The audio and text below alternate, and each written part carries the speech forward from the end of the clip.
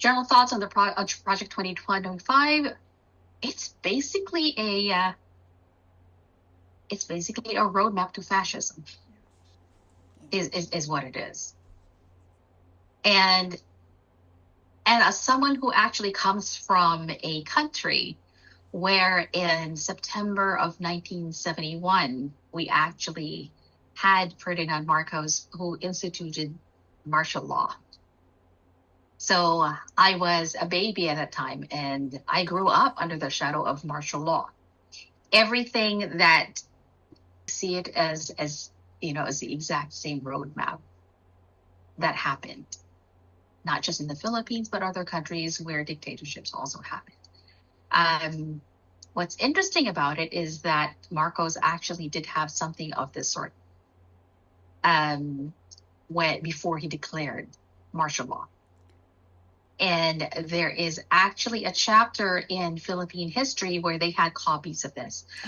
But what was interesting is that they actually named the copies different signs of the zodiac, just in case somebody spilled the beans. And it, in fact, ended up being spilled. But they knew exactly who that person was.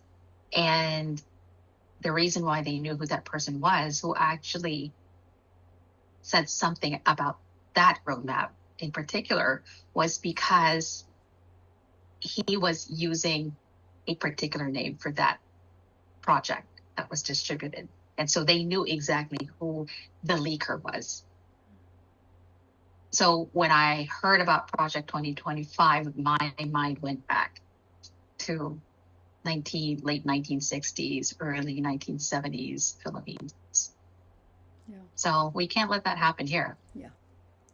So What's interesting about it is this. When martial law was declared in the Philippines, the first people that were thrown into prison were the opposition. Of course. The next wave and this happened very, very quickly, the opposition. The next wave were the journalists. Oh. The next wave were the journalists. The third were the think tanks, the thought leaders. Yeah. The fourth were the students. And we're not even talking about the students who were, who they perceived to be the subversives. Mm-hmm. We're talking about even just the moderate student leaders. Mm-hmm. And that's what happened. And so if we actually let Trump back in, they already had a dress rehearsal from 2016 to 2020.